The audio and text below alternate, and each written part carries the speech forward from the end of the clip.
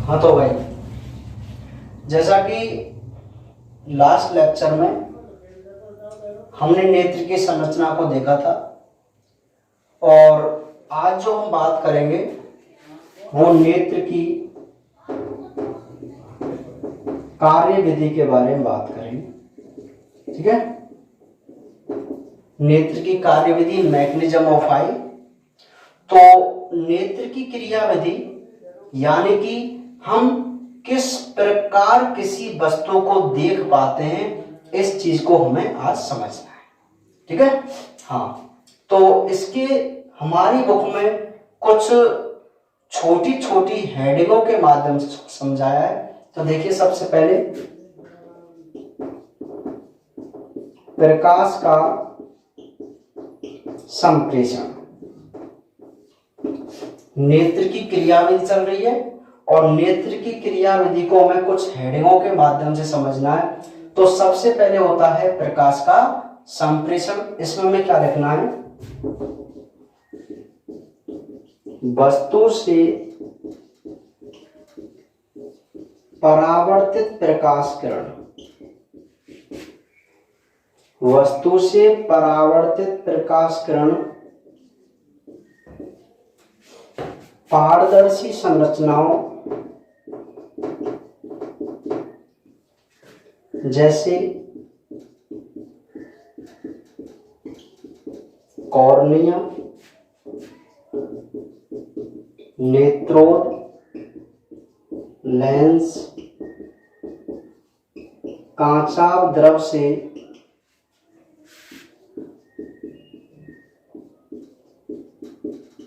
आंख में प्रवेश करती है। सेकंड है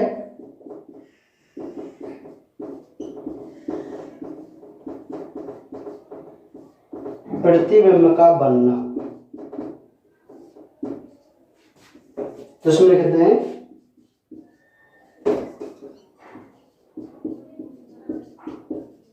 कॉर्निया की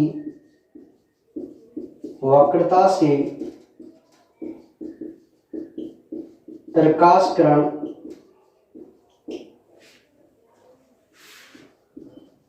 कुछ हद तक मुड़ जाती हैं और लेंस उन्हें और मोड़कर रेटिना पर डालते हैं, जिससे प्रतिबिंब बनता है। थर्ड है प्रतिबिंब का स्वरूप। तुम यहां डायरेक्ट लिख सकते हैं वास्तविक व उल्टा। फोर है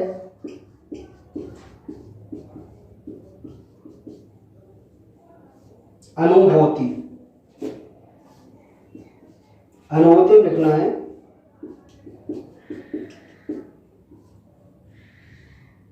प्रकाश ऊर्जा में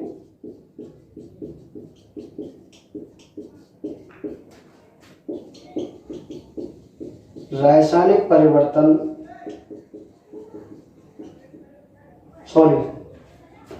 तंत्र का आवेग बनना। अनुभूति तो लास्ट में होगी।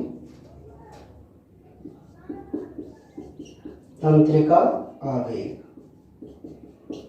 तंत्रिका आवेग का बनना। प्रकाश ऊर्जा में रासायनिक परिवर्तन होते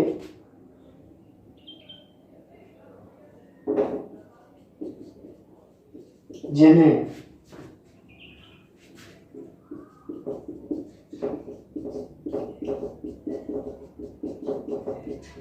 संवेदी कोश का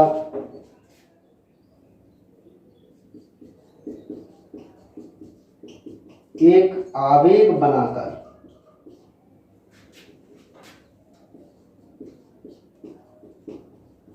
द्रक तंत्रिका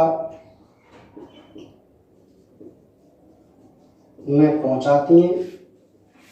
या आप डायरेक्ट यहां पर ये कह सकते हैं कि भाई प्रकाश ऊर्जा जो होती है उसमें कुछ रासायनिक चेंजमेंट होते हैं जिसको संवेदी कोश का एक आवेग बनाती है, और आवेग बनाकर, चलिए ऐसे लिख दो, द्रक तंत्रिका में आवेग बनाकर द्रक तंत्रिका में पहुंचाती है, जो इसे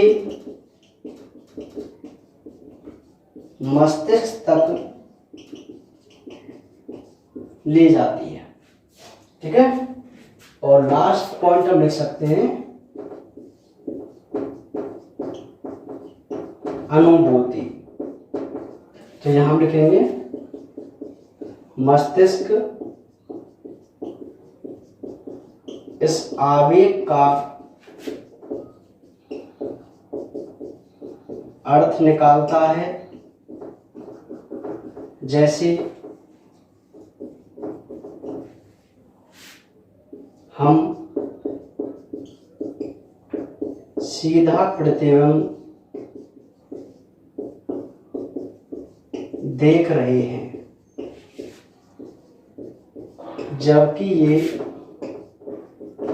उल्टा होता है। ठीक है भाई, तो देखिए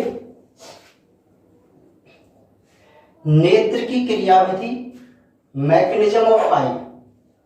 क्या है नेत्र की क्रियाविधि? कि सबसे पहले होता है प्रकाश का संप्रेषण।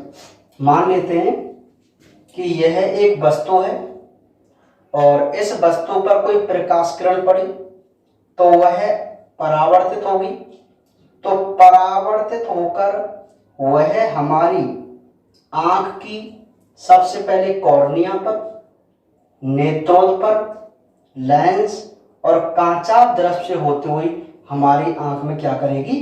प्रवेश करेगी। तो भाई सबसे पहले आप क्या लिखेंगे? प्रकाश का संप्रेषण, यानी कि वस्तु से चलकर जो प्रकाश किरण आ रही है वो किस प्रकार हमारी आंख में प्रवेश करती है। तो हम लिखेंगे कि वस्तु से परावर्तित प्रकाश किरण, पारदर्शी संरचनाओं, हमारे नेत्र में जो पारदर्शी संरचना है जैसे कॉर्निया है, नेत्रोद है, लेंस है, कांचाव द्रव है, इनसे होकर हमारी आंख में क्या करती है? प्रवेश करती है। ठीक है, अब जैसे ही प्रकाश किरण आंख में प्रवेश कर गई तो क्या होगा? प्रतिबिंब बनेगा। अब प्रतिबिंब कैसे बनता है? कि प्रकाश किरण को कॉर्निया थोड़ा मोड़ देती है और लेंस उनको और ज्यादा मोड़कर डायरेक्ट रेटिना पर डालते हैं। कहां डालते हैं? रेटिना पर, यानी कि रेटिना के पीत बिंदु पर, और उस बिंदु पर क्या बनता है? प्रतिबिंब बनता है। अब पहले स्टेप में तो प्रकाश किरण ने प्रवेश किया था नेत्र में, सेकंड स्टेप में प्रतिबिंब बन गया। अब हम ये देखते हैं कि जो प्रतिबिंब बना है वो कैसा है। तो हमारे नेत्र में, क्योंकि ये उत्तल लेंस है और उत्तल लेंस हमेशा कैसा प्रतिबिंब बनाते हैं? वास्तविक और उल्टा। तो प्रतिबिंब का स्वरूप कैसा रहेगा? वास्तविक व उल्टा रहेगा। अब स्वरूप हमने देख लिया, तो हम देखेंगे भाई एक तंत्रिका आवेग बनेगा। भाई देखो स्टेप बाय आप समझो। सबसे पहले प्रकाश किरण ने आपके नेत्र में प्रवेश किया, इसको हम बोलेंगे प्रकाश का संप्रेषण। सेकंड, संप्रेषण के बाद हमारे नेत्र में प्रतिबिंब बना। थर्ड, प्रतिबिंब वास्तविक और उल्टा बना। चौथे नंबर पे क्या रहेगा कि भाई ये जो प्रकाश ऊर्जा थी वह प्रकाश ऊर्जा रासायनिक चेंजमेंट के द्वारा एक आवेग बनाती है, एक सूचना बनाती है। और ये रासायनिक परिवर्तन किस में होते हैं भाई? संवेदी कोशिकाओं में होते हैं। किस में होते हैं? संवेदी कोशिकाओं में। और संवेदी कोशिकाएं कौन सी? शलाका और शंकु। संवेदी कोशिका जो शलाका और शंकु हैं जो प्रकाश ऊर्जा को ग्रहण कर उसमें कुछ रासायनिक चेंजमेंट करते हैं, जिससे एक सूचना बनती है और वह सूचना दृक तंत्रिका द्वारा कहाँ पहुंचती है? मस्तिष्क में पहुंचती है। ठीक है भाई, प्रतिबिंब की जो सूचना बनी थी वह सूचना दृक तंत्रिका के द्वारा कहाँ पहुंच गई है? मस्तिष्क में पहुंच गई है। अब मस्तिष्क क्या करेगा? अनुभूति कराएगा। अनुभूति कैसे? कि जो सूचना गई है उसके कई बार अर्थ निकालता है, और अर्थ कैसे निकलता है कि भाई हमें ऐसा लगता है कि जो हम वस्तु देख रहे हैं वह कैसी है? सीधी है, जबकि उसका प्रतिबिंब कैसा बना था? उल्टा। तो बात समझ में आई कि नहीं आई? ये है हमारी क्या? नेत्र की क्रियाविधि। तो नेत्र की क्रियाविधि का अगर क्वेश्चन आता है तो आपको ये हेडिंग बनाकर ही इसकी क्रियाविधि लिखनी है। बहुत ही सिंपल है कि भाई सबसे पहले प्रकाश का संप्रेषण हुआ, इन संरचनाओं से होकर वहां पहुंचा, फिर उसका प्रतिबिंब बना, प्रतिबिंब का ये स्वरूप था, फिर तंत्र का आवेग बना, और उसके बाद हमने क्या की? इसकी अनुभूति की। बात समझ में आ गई? बहुत सिंपल सी बात है। ठीक है, तो ये थी क्या? नेत्र की क्रियाविधि। बहुत अच्छा क्वेश्चन है ये।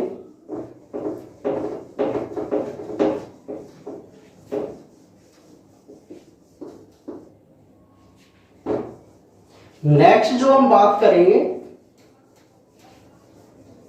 वो नेत्र की दृष्टि जैव रासायनिकी,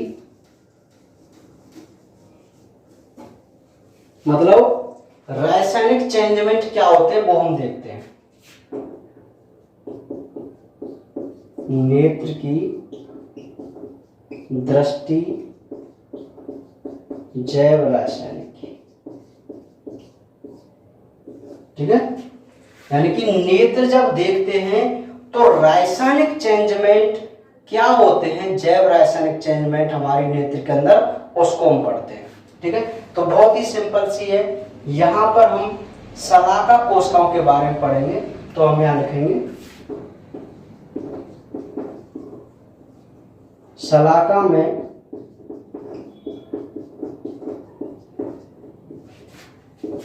रोडोप्सिन वर्णक होता है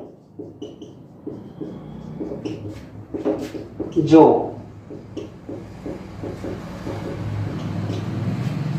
प्रकाश संवेदी होता है। शलाका में रोडोप्सिन वर्णक होता है जो प्रकाश संवेदी होता है। प्रकाश की उपस्थिति में ये ल्यूमी रोडोप्सिन में बदल जाता है, फिर मेटारोडोप्सिन में, और मेटारोडोप्सिन से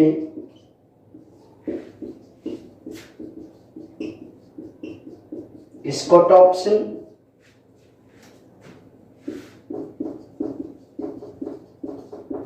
वह रेटिनिन में बदल जाता है। अंधकार में स्कोटोप्सिन व रेटिनिन उन्हें रोडोप्सिन में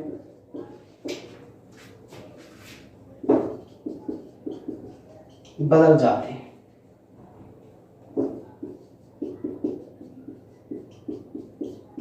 शंकुओं में, चलो इस पॉइंट को तो हम बाद में नोट में देखेंगे।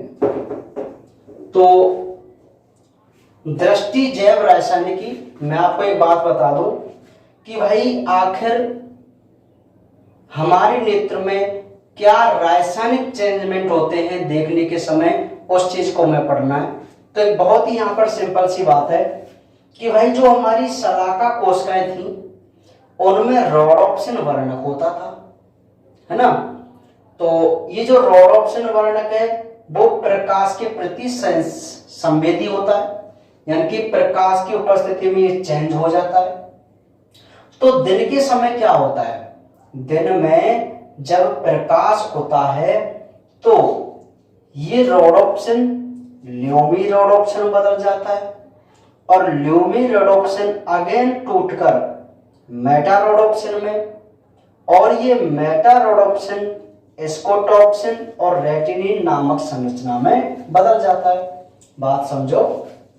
दिन के समय आप मुझे एक बात बताओ, रोडोप्सिन का कोई फंक्शन है क्या? दिन के समय कोई फंक्शन नहीं है, क्योंकि दिन के समय कौन सी कोशिकाएं काम आती हैं? शंकु।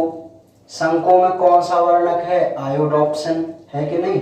तो रोडोप्सिन का तो कोई रोल नहीं है ना यहाँ पे, है ना। तो ये दिन में क्या करता है रोडोप्सिन? ल्यूमी रोडोप्सिन में टूट जाएगा, ल्यूमी रोडोप्सिन अगेन मेटा रोडोप्सिन में, और फिर ये स्कोटोप्सिन और रेटिनिन बदल जाता है ना। अंधकार में क्या होगा? अब भाई अंधकार में तो इसकी जरूरत है रोडोप्सिन की, तो अंधकार में क्या होता है कि स्कोटोप्सिन और जो रेटिनिन है वो अगेन रोडोप्सिन बदल जाते हैं, और रोडोप्सिन रात में देखने में मदद करता है, जबकि दिन में ये टूट जाता था तो आयोडोप्सिन देखने में मदद करता था। तो इस प्रकार इनका क्रम चलता रहता है। तो एक छोटा सा यहाँ क्वेश्चन है दृष्टि जैव रासायनिक, ठीक है, कोई ज्यादा खास बड़ी बात नहीं है इसमें। यहाँ पर एक समझने वाली बात है, ये तो इतना ही था क्रियाविधि इसकी दृष्टि जैव रासायनिक की, जिसमें आपको मुख्य रूप से रोडोप्सिन बताना था, है ना।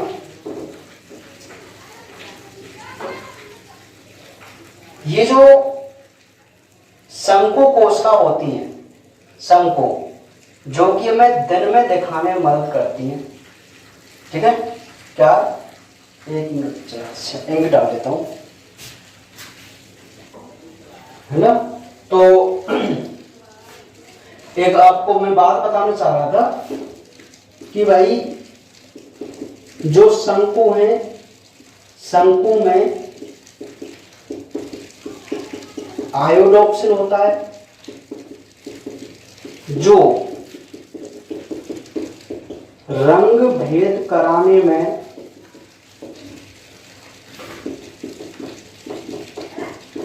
सहायता करता है। बहुत मुख्य बात है कि शंकु जो कोशिकाएं होती हैं उनमें आयोडोप्सिन वर्णक था, और ये आयोडोप्सिन वर्णक का मुख्य काम होता है रंग भेद कराना। यानी कि जब भी हम आंखों से किसी वस्तु को देखते हैं तो हमें उनके रंगों के बारे में पता होता है कि भाई ये लाल रंग का है, ये नीले रंग का है, पता होता है ना। तो इन रंगों का भेद करने के लिए हमारी शंकु कोशिकाओं में कुछ रंगाकण होते हैं, और वहीं से क्वेश्चन पूछ लिया जाता है। तो देखिए, लाल रंग के लिए एरिथ्रोलैब,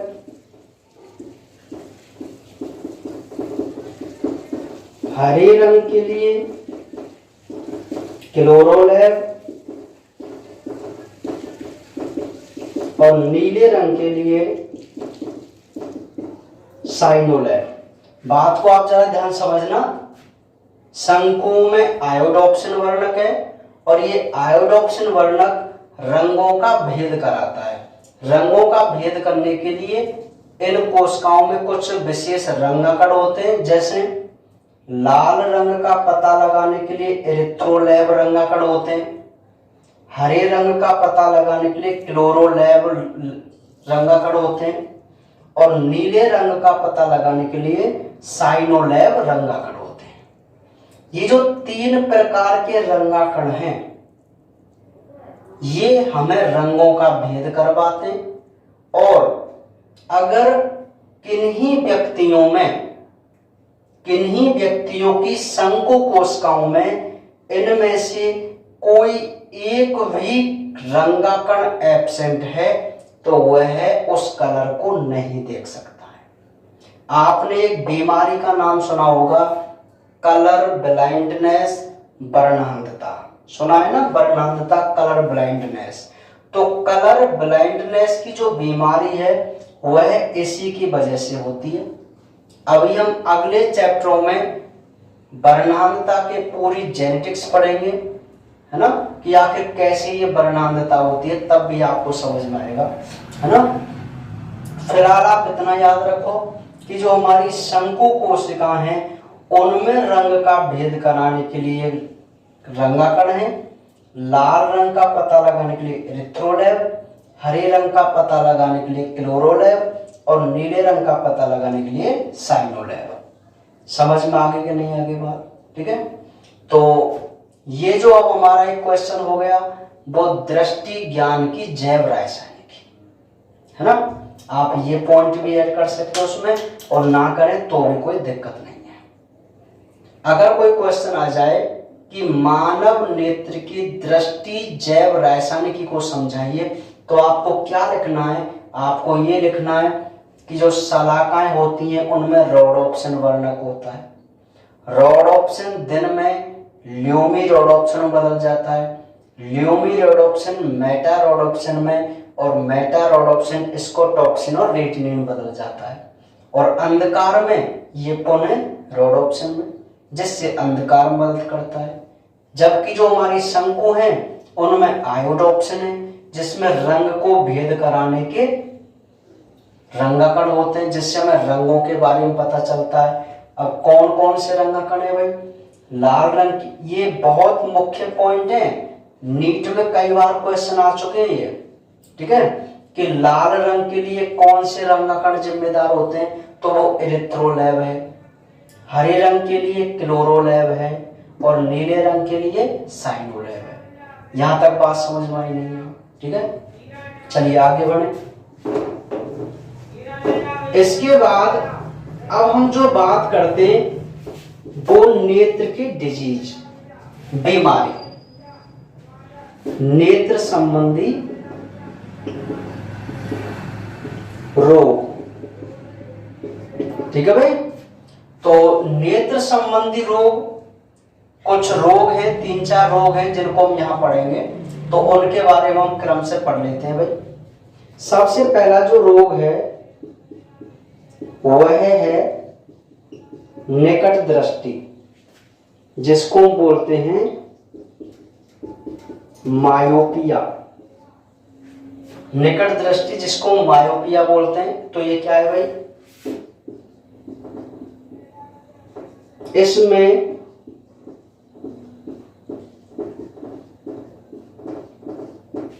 निकट की वस्तु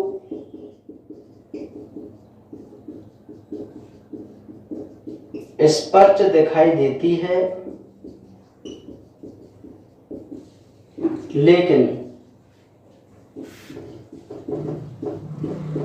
दूर की वस्तु दिखाई नहीं देती।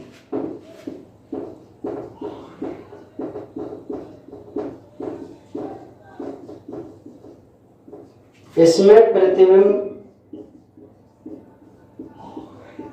रेटिना से आगे बनता है और इसका उपचार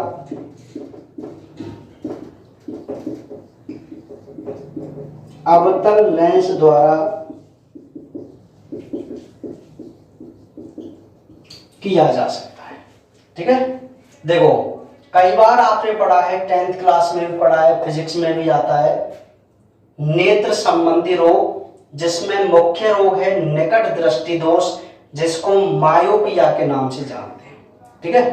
तो ये भाई मैं आपको एक बात बता दूं कि जो आपको रोग दे, यानी कि निकट दृष्टि और दूर दृष्टि, तो ये समझ लेना वह वस्तु आपको दिखाई देगी। मतलब हम कई बार यहाँ पर कंफ्यूज हो जाते हैं कि भाई निकट दृष्टि दोष है तो निकट की वस्तु दिखाई नहीं देगी, बात समझ में आ रही है। लेकिन मैं आपको क्या बता रहा हूं कि जो डिजीज आपको दे निकट या दूर, तो समझ लेना वह वस्तु आपको दिखाई देगी। जैसे निकट दृष्टि है तो इसमें निकट की वस्तु दिखाई देगी उस व्यक्ति को और दूर की वस्तु दिखाई नहीं देगी। इस बात को आप जरा ध्यान समझ लेना, है ना, ताकि आप कंफ्यूज नहीं हो। कई बार हम कंफ्यूज हो जाते हैं कि भाई निकट दृष्टि में निकट की दिखाई नहीं देती, दूर की दिखाई देती है, तो वो आपका गलत हो जाएगा, है। तो मैंने आपको बता दिया है कि जो डिजीज आपको दी जाएगी समझ लेना वह वस्तु आपको दिखाई देगी।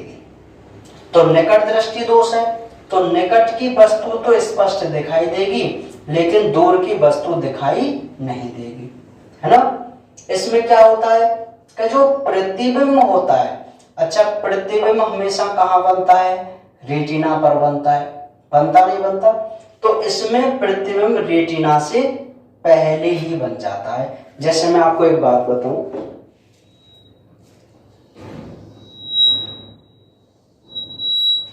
ये हमारी नेत्र है, ये कॉर्निया है और यहां पर हम रेटिना मान लेते हैं, ठीक है। ये हमारा लेंस है। तो एक जो मुख्य अक्ष है वो ये हो गई। अब जो प्रकाश किरण होती हैं वो इस प्रकार चलकर आती हैं, तो यहां से ये अपवर्तित होकर यहां पर टकराएंगी, तो यहां पर एक क्या बनेगा? प्रतिबिंब बनेगा। तो ये तो है सामान्य नेत्र, है ना, सामान्य नेत्र। अब अगर किसी व्यक्ति को निकट दृष्टि दोष हो जाए तो उसका जो दूर बिंदु है, मान लीजिए ये जो प्रकाश किरण है वो अनंत से चलकर आ रही है। कहां से चलकर आ रही है? अनंत से, क्योंकि इसका दूर बिंदु है अनंत। तो इन व्यक्तियों का जो दूर बिंदु है वो आ जाता है निकट। मान लीजिए पहले इसका दूर बिंदु यहां तक था, अब उसका दूर बिंदु इस स्थान तक आ चुका है। भाई दूर की वस्तु तो दिखाई देगी नहीं, तो जो दूर का जो इनका बिंदु है वो बताओ नजदीक ही तो आएगा इनका, है ना। तो यहां से जब ये प्रकाश किरण चलती हैं तो ये जो प्रकाश किरण है वो यहीं पर टकरा जाती है। देखो ऐसे दूर बिंदु यहां पर था तो वो यहां पर आ गया, थोड़ा निकट आ गया। तो ये जो प्रकाश किरण है वो कहां पर टकराती है? रेटिना से पहले। टकरानी चाहिए थी रेटिना पर, लेकिन कहां टकरा गई? रेटिना से पूर्व टकरा गई। तो यहां पे क्या होता है? इस व्यक्ति को केवल नजदीक की ही वस्तु दिखाई देगी और दूर की वस्तु दिखाई नहीं देगी। तो ऐसे दोष को हम क्या बोलते हैं? निकट दृष्टि दोष बोलते हैं। उपचार कैसे आप इसका कर सकते हैं? अवतल लेंस द्वारा। जैसे आप इसमें अवतल लेंस के चश्मा पहनेंगे, आपकी जो प्रतिबिंब है वो वापस कहां बन जाएगा? रेटिना पर बन जाएगा। समझ में आ गई बात? आपको क्लियर वस्तु दिखाई देगी, फिर निकट की भी और दूर की भी। बात समझ में आ रही नहीं आ रही? ये दोष भी बहुत इंपॉर्टेंट है, एक बार इसको नोट कीजिए, ठीक है। तो निकट दृष्टि दोष हो गया, समझ में आ गया निकट दृष्टि क्या है। इसको इंग्लिश में क्या कहते हैं? मायोपिया कहते हैं, है ना। मायोपिया क्या कहना है आप इसमें? कि इसमें निकट की वस्तु स्पष्ट दिखाई देती है लेकिन दूर की वस्तु दिखाई नहीं देती। इसमें प्रतिबिंब रेटिना से आगे बनता है। कहां बनता है? रेटिना से आगे बनता है। और इसका उपचार आप किससे कर सकते हैं? अवतल लेंस से कर सकते हैं।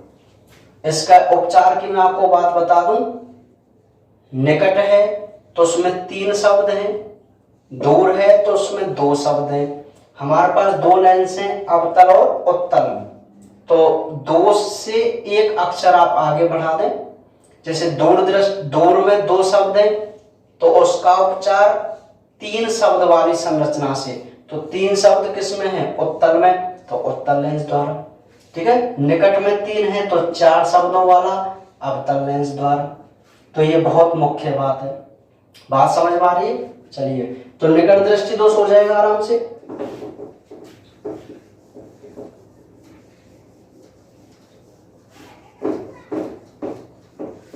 नेक्स्ट जो डिजीज है वह है दूरदृष्टि दोष। दूरदृष्टि दोष जिसको हम हाइपरमेट्रोपिया कहते हैं। क्या कहते हैं? हाइपरमेट्रोपिया। तो परिभाषा सेम हो जाएंगी। जैसा कि आपको पता है कि इसमें दूर की वस्तु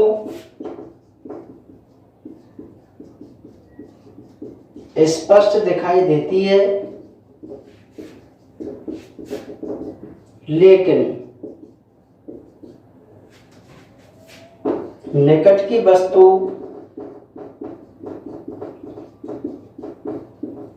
दिखाई नहीं देती।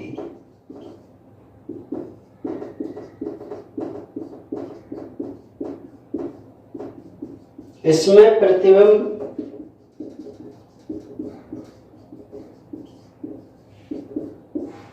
रेटिना के पीछे बनता है और इसका उपचार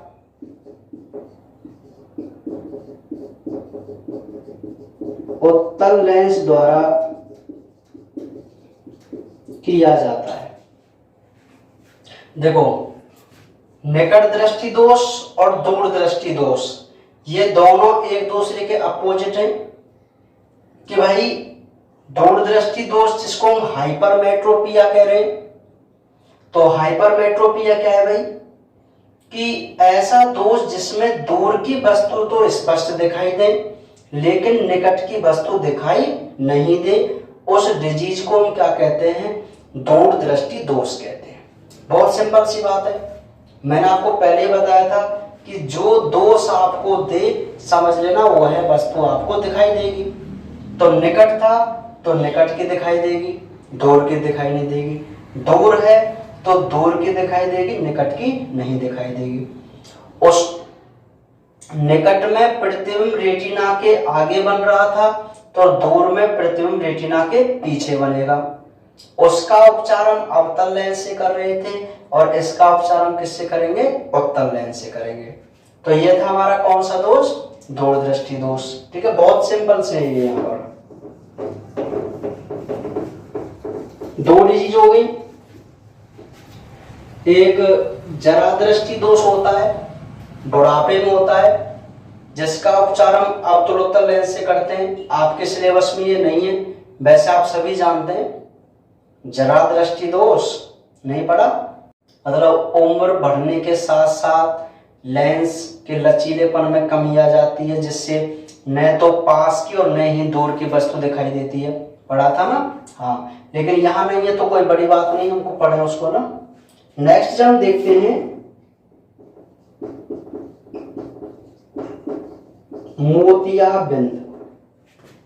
मोतियाबिंद को इंग्लिश में कैटरेक्ट बोला जाता है। क्या बोला जाता है? कैटरेक्ट, मोतियाबिंद। तो इसमें क्या लिखना है? उम्र के साथ साथ लेंस धुंधला हो जाता है। लेंस धुंधला हो जाता है। इसका उपचार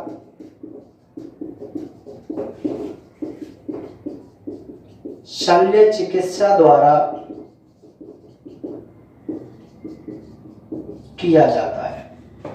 कैटरेक्ट, जैसा कि आप सभी से परिचित हैं मोतियाबिंद से, कि जैसे जैसे उम्र बढ़ती है तो जो हमारा लेंस है ना, उसके आगे जो मैंने आपको नेत्रोद बताया था, एक्वस ह्यूमर, वह जो जलीय तरल है वो थोड़ा व्हाइटिश हो जाता है, दूधिया रंग का हो जाता है, जिससे हमारा जो लेंस है वो भी दूधिया रंग का हो जाता है, जिससे धुंधला चित्र हमें दिखाई देता है ना। तो हम क्या करते हैं कि शल्य चिकित्सा के द्वारा उस लेंस को चेंज कर देते हैं और मोतियाबिंद से सही हो जाते हैं। मतलब मोतियाबिंद का जो उपचार है वो है केवल शल्य चिकित्सा यानी कि ऑपरेशन लेजर द्वारा भी है ना। लेजर, जैसा कि अब शब्द लेजर आ गया तो मैं आपको एक बात बता दूं कि चलो छोड़ो, आपके ज्यादा डीपली बात है, परितारका से संबंधित है वो। ये जो है ना, आइरिस में हमने इस प्रकार पेशियां देखी थी,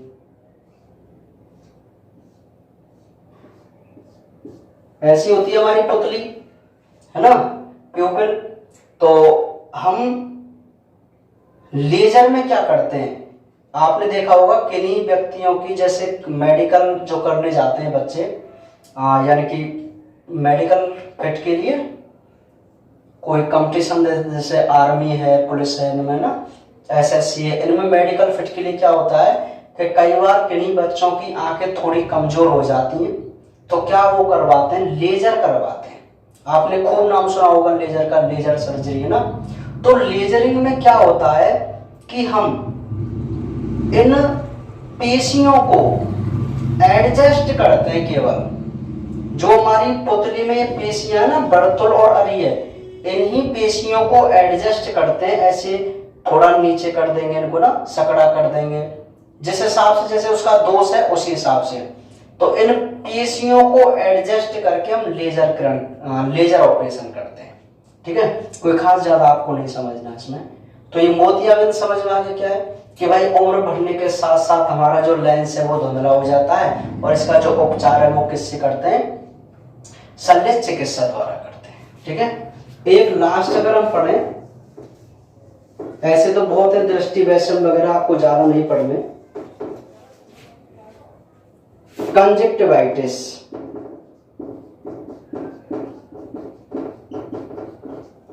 कंजक्टिवाइटिस, तो इसमें क्या है कि बैक्टीरिया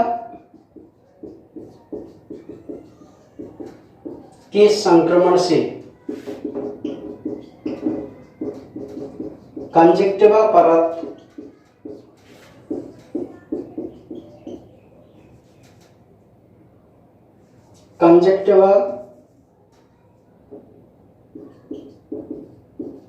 संक्रमित हो जाती है,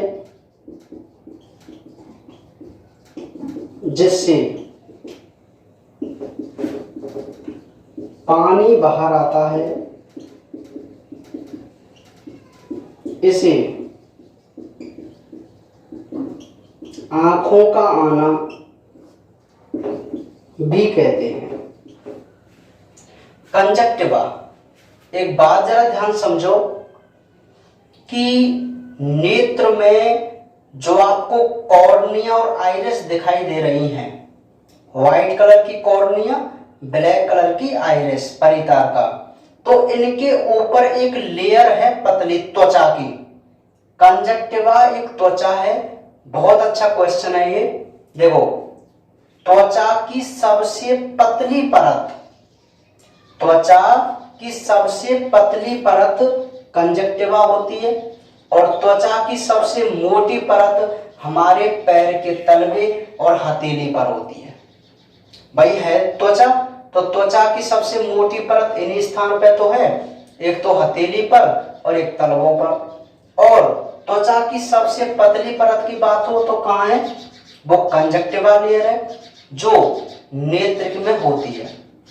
तो बैक्टीरिया जीवाणु के संक्रमण से, या जीवाणु जब इसमें संक्रमण कर देता है, तो यहां से कुछ आंसू, थोड़ा सा पानी है, श्लेष्मा आदि कुछ बाहर निकलने लग जाते हैं, जिस बीमारी को सामान्य रूप से आंखों का आना कहते हैं। आपने अभी तो नहीं आती, पहले आपने सुना होगा आंख दोखली जिसको कहते थे, सुबह जगते थे तो आंखें ही नहीं खुलती थी, है ना, मतलब वो मौन सा जमा हो जाता था, ढीड़ जिनको बोलते हैं, सुना है ना।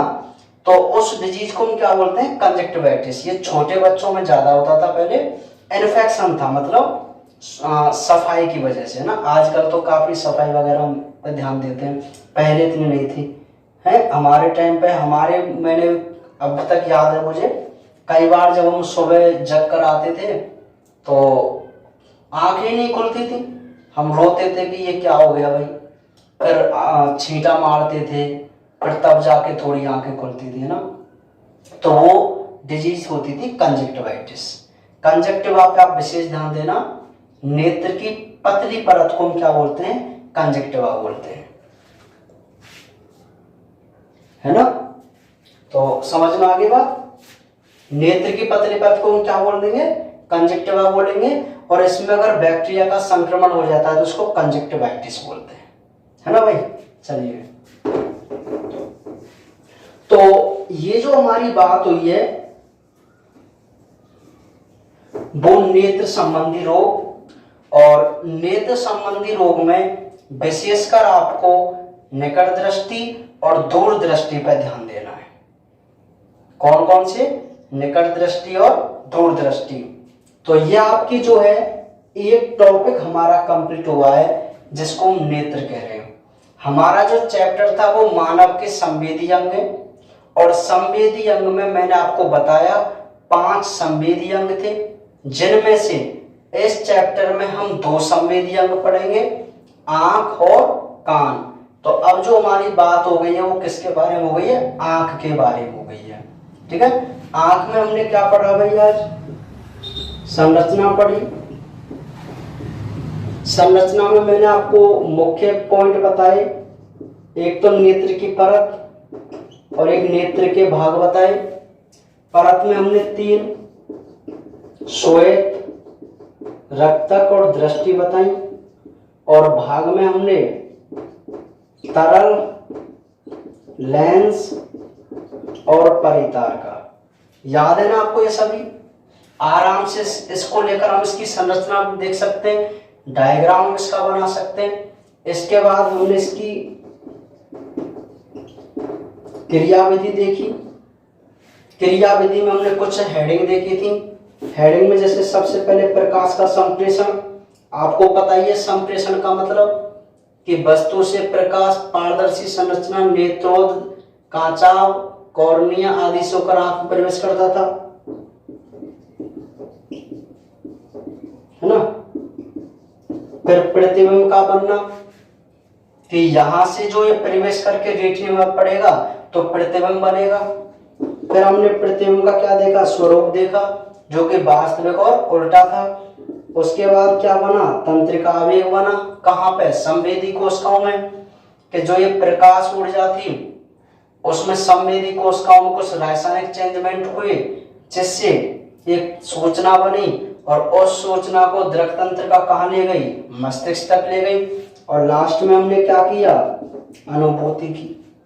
अनुभूति कैसे की, कि हमारा मस्तिष्क कुछ सोचता विचारता और बताता है हमको कि आप जो ये चित्र देख रहे हैं वो एक सीधा है, जबकि वास्तव में वो कैसा चित्र होता है, उल्टा चित्र होता है। तो ये हमने क्रियाविधि देखी थी, है ना। उसके बाद हमने इसकी दृष्टि जैव रासायनिक देखी, जिसमें हमने सलाकों में रोडोप्सिन, शंकुओं में रंगाकण, एरिथ्रोलैब, क्लोरोलैब वो पढ़े थे। फिर उसके बाद हमने नेत्र के रोग देखे, ठीक है। तो ये हमारा जो है आज का टॉपिक वो नेत्र कंप्लीट है, ठीक है। एक क्वेश्चन यहां से इस साल बन सकता है, क्योंकि लास्ट ईयर मतलब इसी साल कान से बना था, और लास्ट ईयर उससे लास्ट ईयर 1 नंबर का क्वेश्चन जो मैंने आपको बताया था ना कि वह कौन सा स्थान है जहां सलाका और शंकु कोशिका नहीं होती, अंधबिंदु। तो पिछली साल वो क्वेश्चन आया था। मेरा कहने का मतलब है 2 बार एग्जाम हुए, तो फर्स्ट साल तो आंख से 1 नंबर का क्वेश्चन आया था, और इस बार 2 नंबर का कान से चित्र आया है, क्वेश्चन आया है। तो हो सकता है इस बार नंबर किसका आ जाए, आंख का आ जाए 2 नंबर के क्वेश्चन के लिए, है ना। तो आपको बहुत अच्छे तरीके से इसको पढ़ना है। आज के लेक्चर में हम इतना ही पढ़ेंगे, और कल जो हम बात करेंगे वो अपने दूसरे संवेदी अंग कान के बारे में बात करेंगे, ठीक है।